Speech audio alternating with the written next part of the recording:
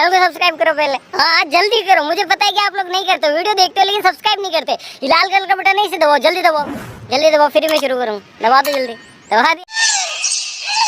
सुचित्रा देवी के 2 बेटे थे, अरुण और रजत।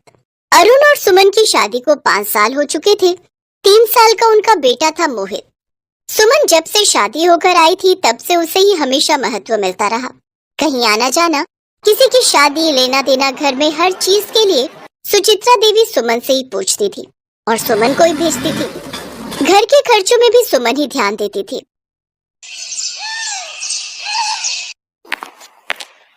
अरे मीना, कहाँ रह गई? कितनी देर से राशन आया हुआ है, इन्हें डिब्बों में भी भरना है। बस आ रही हूँ भाभी। वो आपने बोला था ना ड्राइंग रूम साफ करने, वो कोई मेहमान आ रहे हैं। हाँ, बाबूजी के पुराने दोस्त हैं, वो आ रहे हैं। चल तू अब जल्दी जल्दी ये सारा राशन ड्रम और डिब्बों में भर दे, मैं तब तक मोहित को नहला देती हूँ।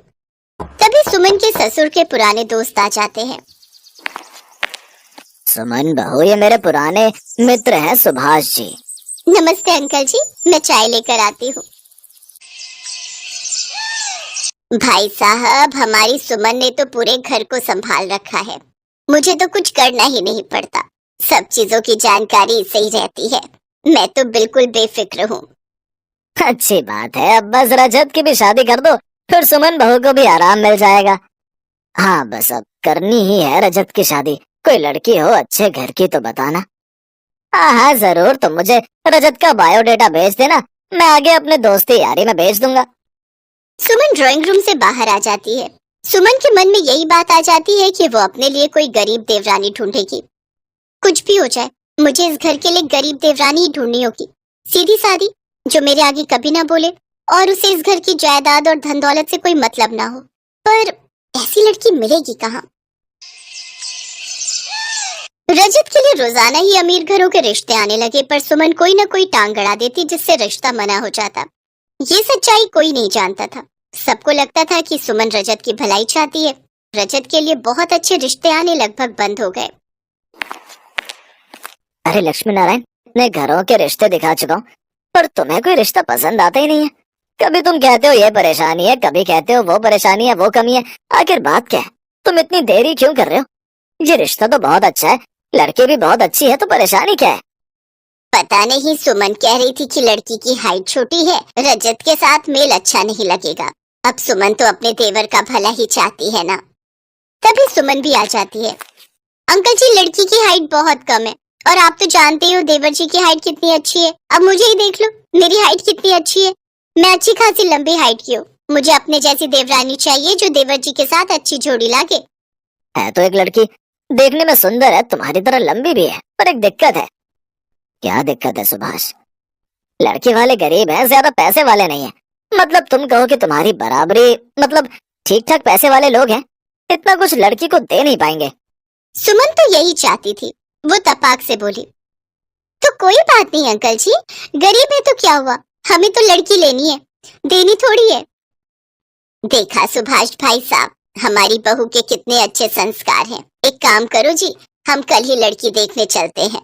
बात बन गई तो हम रजत की कुछ ही दिनों में शादी भी कर देंगे।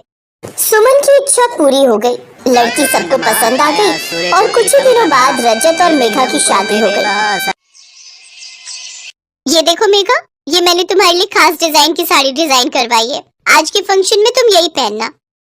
जी भाभी, आप सबका इतना प्यार मुझे मिलेगा ये मैंने कभी सोचा भी नहीं था। ये भी नहीं सोचा होगा कि इतने बड़े घर की बहू बनोगी। आज की पार्टी में तुम्हें तुम्हारी औकात दिखाकर ही रहूंगी, ताकि तुम मेरे आगे बोलने लायक ही ना रहो। सब लोग रिसेप्शन के फंक्शन में इकट्ठा होते हैं। मेघा बहुत खुश थी कि उसके ससुराल वाले उसके लिए कितना कुछ कर रहे थे। मेघा बहू, किसी भी चीज की कोई परेशानी हो तो अपनी जेठानी सुमन या फिर मुझसे कह देना। जी माँ जी, मैं इस बात का ख्याल रखूंगी। माँ जी, आपको मिसेस शर्मा बुला रही हैं।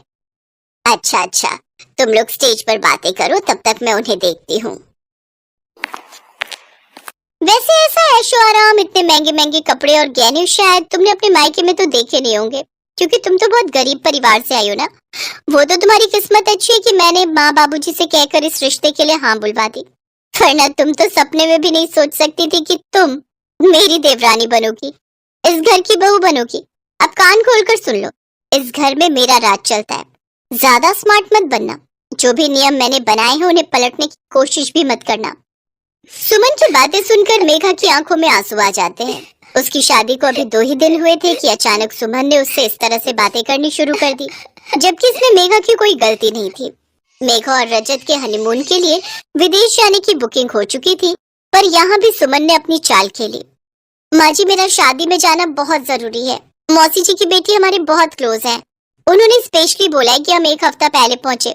मैं सोच रही थी कि रजत और मेघा बाद में हनीमून पर चले जाएं, तो बाकी मेघा को अगर बुरा न लगे, मैं आपको ना अकेला छोड़कर नहीं जाना चाहती, क्योंकि अरुण भी मेरे साथ जा रहे हैं।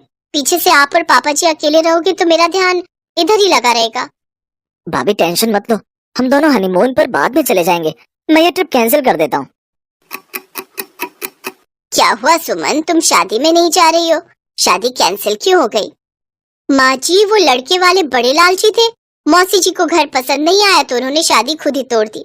मेरी वजह से इन दोनों ने भी अपना हनीमून का प्लान कैंसिल कर दिया और मैं भी शादी में नहीं जा रही। मुझे तो सचमुच बहुत बुरा लग रहा है। कोई बात नहीं भाभी, अच्छी बात है ना, आप सबके साथ रहने का अवसर इतना मिला ही नहीं है। मैं भी आप सबके बिना उदास हो जाती। एक काम करो, तुम देवरानी जेठानी कुछ दिन एक साथ रहो, तब तक मैं और तुम्हारी सासू माँ हरिद्वार घुमाते हैं। और फिर सुमन के सास ससुर ने हरिद्वार घूमने का प्लान कर लिया और वो दोनों हरिद्वार के लिए चले गए। तो पीछे से सुमन और मेघा ही घर पर अकेले होते थे। एक दिन सुमन का ध्यान नहीं पड़ा और वो आंगन में गिरे हुए सर्फ के पानी पर फिसल गई। अरे भाभी, वहाँ पर सर्फ बिखरा हुआ था। वो आंगन बहुत गंदा हो रहा था तो मैंने सोचा कि आज सर्फ से धुलाई कर दूं। मेघा भाभी जल्दी आओ, सुमन भाभी गिर गई है। मेरी कमर से मेरी कमर मुझसे उठा नहीं जा रहा, बहुत दर्द हो रहा है। भाभी घबराओ नहीं, हम अभी डॉक्टर के पास चलते हैं। मेघा सुमन को डॉक्टर के पास लेकर जाती है। उसे डॉक्टर ने बेड रेस्ट की सलाह दी। कुछ दिनों के बाद सुमन के सास ससुर भी लौट आते हैं। अरे मेरी बहू को नजर लग गई, बताओ हमें फोन कर देते, हम जल्दी आ जाते। माँ जी, आप परेशानी और चिंता में आ जाते, इसी वजह से नहीं बताया था, पर मेघा ने मेरी बहुत देखभाल की है, इसी वजह से अब तो मुझे बहुत आराम है। नहीं तो शुरू में 1-2 दिन में बहुत दर्द रहा। मेघा की वजह से मुझे कोई परेशानी नहीं हुई। ये तो तुम बिल्कुल ठीक कह रही हो सुमन, अब तो मुझे इस घर की कोई चिंता नहीं है। तुम और मेघा दोनों इस घर की जिम्मेदारी को बखूबी निभा रही हो, हमेशा। चैनल को सब्सक्राइब करो पहले, हाँ जल्दी करो। मुझे पता है कि आप लोग नहीं करते, वीडियो देखते हो लेकिन सब्सक्राइब नहीं करते। ये लाल कलर का बटन नहीं से दबाओ, जल्दी दबाओ, जल्दी दबाओ, फिर मैं शुरू करूँ। दबा दो जल्दी, दबा दिया। सरिता जानकी देवी की बड़ी बहू, जिसे जानकी देवी गवार समझती हैं और घर के बाहर के सभी जरूरी कामों से दूर रखती हैं। सपना बहू कहाँ हो? अरे बाजार में आज भीड़ होगी, हम पहले ही लेट हो चुके हैं। आई माँ जी, बस ये अपना न्यू पर्स जो मॉम लंदन से लेकर आई थी ना, वो ले रही थी। माँ जी, आपने वो प्लाजो सूट नहीं पहना जो मैं आपके लिए नया लेकर आई थी। अरे बहू, मुझे साड़ी में ही आराम मिलता है। चलो ठीक है, कल वो पहन लूंगी। अब चले, दिवाली की शॉपिंग के लिए बहुत समय चाहिए होता है। हाँ हाँ चलिए। माँ जी, रात के खाने में दाल चावल और सूखी अरबी की सब्जी बना लूं? अरे गंवार, कहीं जाते समय टोकना जरूरी था।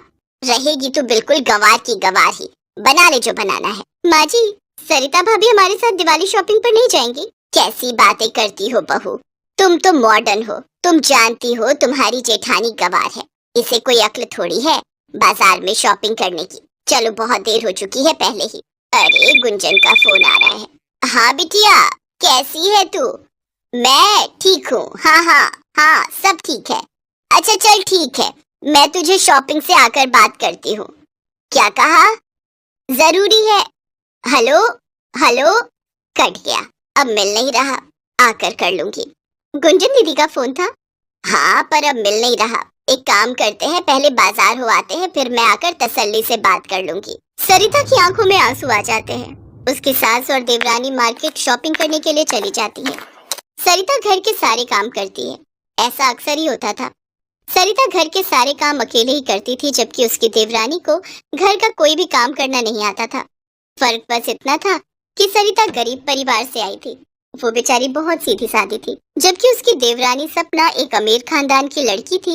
इसीलिए जानकी देवी ने सपना को बहुत सिर पर चढ़ा रखा था। पर सरिता इन सब के लिए कुछ भी नहीं कहती थी। वो स्वभाव की बहुत अच्छी थी। सरिता तुम नहीं गई माँ के साथ? तुम भी चली जाती। नहीं, वो मेरे सिर में बहुत दर्द था तो मैंने सोचा कि आराम कर लूंगी। फिर घर का काम भी था इसलिए नहीं गई। आपके लिए और रोटी लाऊं? सरिता यहाँ बैठो मेरे पास। मैं जानता हूँ माँ तुम्हारे साथ अच्छे से व्यवहार नहीं करती है। तुम कहो तो मैं माँ से बात करूँ। कब तक वो तुम्हें घर के बाकी कामों से दूर रखेंगी? और जब से राजेश की शादी हुई है, सपना के आ जाने के बाद तो उन्होंने तुम्हें और परेशान करना शुरू कर दिया है। कोई बात नहीं जी, अभी अपनी सपना की नई नई शादी हुई है, कुछ ही महीने तो हुए हैं, अभी उसे आराम करने दो। मुझे पता है सरिता, मन तो तुम्हारा भी दुखी होता है, पर तुम मुझसे कुछ कहती नहीं हो। सरिता खाना बना रही थी, वहीं उसकी देवरानी सास के साथ मिलकर शॉपिंग के सामान को देख रही थी। राजेश, बताओ ना ये जीन्स कैसी लग रही है? माँ जी आप बताओ, ये तो कुछ बोलते ही नहीं है, जब देखो फोन में घुसे रहते हैं। अरे बहू, तू तो पतली पतंग है, तेरे ऊपर तो सब कुछ अच्छा लगता है। वैसे भी हमारी मॉडर्न बहू स्टाइलिश कपड़े पहनती है, किसी से कम थोड़ी है। माँ जी, ये नाइट सूट तो आप पहन लो, मुझे ये कलर पसंद नहीं आया, मैं ये ब्लैक वाला रख रही हूँ। अरे बहू, कैसी बातें करती हो, मैं इस उम्र में नाइट सूट थोड़ी पहनूंगी। एक काम करेंगे, कल वापस करके इसकी जगह तुम कोई और रंग का पसंद करके ले आना। माँ जी, अगर आपको हो तो ये सरिता भाभी को दे दूं? अरे पागल है क्या, इतना सुंदर स्टाइलिश नाइट सूट उस गवार पर थोड़ी जचेगा। अरे तू अपनी जेठानी को समझती क्या है, तेरी जेठानी गवार है, उस पर कुछ नहीं जचता। कोई पढ़ी लिखी भी नहीं है, ना उसे पढ़ने उड़ने की तमीज है, ना किसी से बात करने की, कुछ नहीं है उसमें समझ। ऐसे कपड़े ऐसा पहनावा तेरे पर ही जचता है, समझी? रख ले इसको, कल बदल कर ले आना। अरे मैं गुंजन को फोन करना तो भूल ही गई, एक बार फोन मिला लेती हूँ, मिस कॉल आई हुई है। हेलो, हाँ गुंजन, तूने फोन किया था? हाँ माँ, कल शाम शिल्पी के ससुराल वाले दिवाली और करवा चौथ का त्योहार देने आ रहे हैं। सासू माँ बोल रही थी कि आप दोनों भाभीयों के साथ सुबह ही आ जाना। हाँ हाँ, ये भी कोई कहने की बात है, शिल्पी हमारी बेटी ही है, हम जरूर आ जाएंगे, सुबह जल्दी ही पहुँच जाएंगे। और तू चिंता मत कर, सपना बहू बहुत मॉडर्न है, वो वहाँ आकर सारा कुछ संभाल लेगी। जैसा जानकी देवी ने अपनी बेटी को कहा उसका उल्टा ही हुआ। सपना तो मॉडर्न पहनावे में तैयार होकर बस वहाँ जाकर अपने मोबाइल फोन पर लग गई या फिर इधर उधर बैठकर बतियाने लगी। गुंजन देखती है कि सरिता ने सब कुछ संभाल लिया है। जल्दी जल्दी उसने द्वार पर बहुत ही सुंदर रंगोली बना दी। रसोई में गुंजन की सास के साथ मिलकर सारे पकवान भी तैयार कर दिए, अच्छे से ड्राइंग रूम भी सेट कर दिया। सब कुछ गुंजन देख रही थी, पर मजाल है कि सपना ने एक गिलास इधर से उधर भी रखा हो। शाम को शिल्पी के ससुराल वाले आए तब भी सरिता ने ही सारे कामों में मदद की। जब वो लोग चले गए तब गुंजन की सास सरिता के पास आई। सरिता बहू, तुम बहुत ही समझदार और संस्कारी हो, तुम्हें घर गृहस्थी की एक एक चीज का बारीकी से पूरा ज्ञान है। शुक्रिया, तुमने आज सब कुछ बहुत अच्छे से संभाल लिया। हमारे यहाँ तो किसी को रंगोली बनानी आती ही नहीं थी, पर तुमने इतनी सुंदर रंगोली बनाई गुंजन के साथ मिलकर, सभी मेहमानों की खूब खातिरदारी की। अब मैं चाहती हूँ शादी के समय भी तुम हमारे साथ ही रहो, तुम यहाँ रहोगी तो मेरी चिंताएं दूर हो जाएंगी। थैंक यू सरिता भाभी, आशीष बोल रहे थे कि सबको आपकी बनाई रंगोली बहुत सुंदर लगी, सब आपकी बहुत तारीफ कर रहे थे। हाँ भाभी, सचमुच आपके आ जाने से मुझे आज बहुत हेल्प मिली है, सब लोग बहुत खुश होकर गए हैं। माँ, तुम बहुत लकी हो जो तुम्हें सरिता भाभी जैसी बहू मिली। सबके मुंह से सरिता की तारीफ सुनकर जानकी देवी एक पल के लिए सोचने लगती है कि वो गलत थी, जो हमेशा सरिता को गंवार कहकर उसका अपमान करती रही। पर आज सरिता ने अच्छे से सब कुछ संभाल लिया था। जानकी देवी को अपनी गलती का एहसास हो गया था और वो अपनी गलती को सुधारना चाहती थी।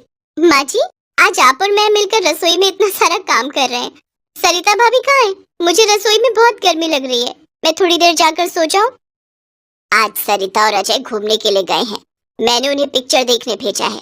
कितने सालों से वो दोनों एक साथ कहीं घूमने नहीं गए थे, और तुम तो हमेशा राजेश के साथ जाती रहती हो, इसलिए आज तुम घर का काम करो, मैं भी तो कर रही हूँ। अरे दोनों मिलकर करेंगे तो पता भी नहीं चलेगा कि माँ जी को क्या हो गया है।